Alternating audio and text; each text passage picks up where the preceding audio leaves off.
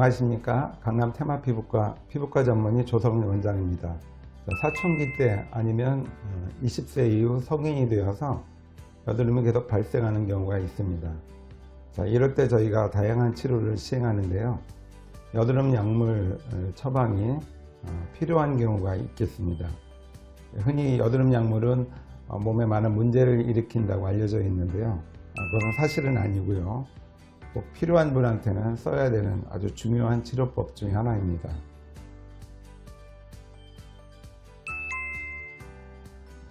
그러면 어떤 분이 이제 여드름 약을 드시는 게 필요할까? 두 가지로 보시면 되겠는데요. 첫 번째는 피지 분비가 과도해서 생기는 여드름입니다. 모든 여드름이 피지 분비가 과도해서 생기지는 않습니다.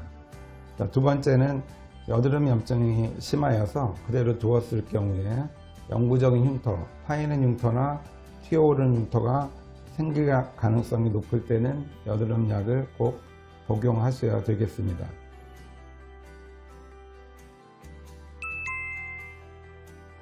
대표적인 약제 제가 5가지를 설명을 드리겠습니다. 첫 번째는 이소트레티노인, 아주 잘 알려진 약제이고요. 많은 분들이 복용하고 계신데요. 보통 4가지의 경우에 사용을 하겠습니다. 첫 번째는 심한 여드름, 두 번째는 기존 치료를 받았음에도 효과가 없는 경우, 세 번째는 흉터가 발생하기 시작할 때, 네 번째는 여드름으로 인한 심한 심리적인 문제를 일으킬 때는 사용하는 약제입니다. 약을 복용하자마자 효과가 나타나는 것은 아니고요. 한 달 내지 2달 정도의 효과 볼 때까지의 기간이 필요하기 때문에 너무 늦지 않게 복용을 시작하시는 것이 필요하겠습니다. 여성분은 굉장히 조심해야 될 약이고요.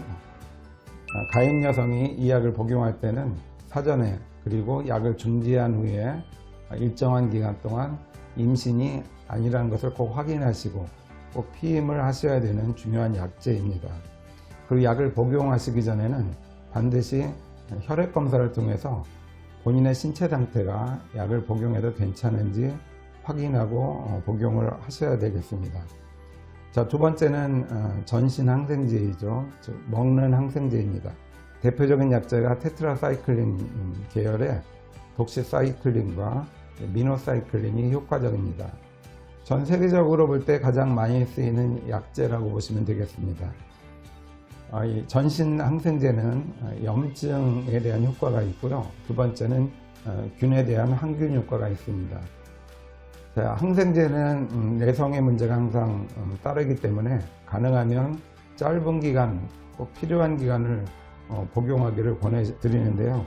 피부과 전문의를 통해서 어느 기간 복용할지 또 어느 시점에 중지를 해야 될지 꼭 확인하면서 복용을 하셔야 되겠습니다.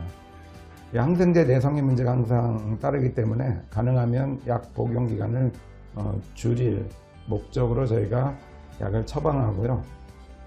외용제를 병용함으로써 약의 복용 기간을 줄일 수가 있겠습니다. 따라서 전신 항생제를 복용하시는 경우에는 외용제 처방을 같이 받으셔서 약 복용 기간을 줄이는 것이 아주 중요하겠습니다. 세 번째는 호르몬 제제, 피임제를 복용하는 경우가 있는데요. 피임제에는 에스트로겐과 프로제스틴이 포함이 되어 있어서 염증 및 면포성 변변을 줄여줄 수 있겠습니다. 여성분에게 안드로겐이 증가돼서 여드름이 심해지는 경우에 필요할 수가 있겠습니다. 네 번째는 고혈압 치료제인데요. 스피로놀락톤이라는 탈모 치료 목적으로도 일부 사용되는 약제입니다. 일부 여성 환자에게 도움이 될 수 있는 약제입니다. 항안드로겐 작용이 있기 때문에 약을 복용하게 되면 피지 분비가 줄어서 염증성 여드름이 완화가 되겠습니다. 좀 장기간 복용이 필요하고요.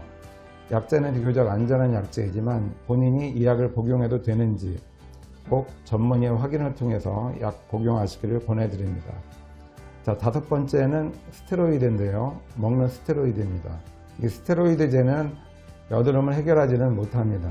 그렇지만 아주 중증의 여드름에 심한 염증에는 굉장히 필요한 약제이고요.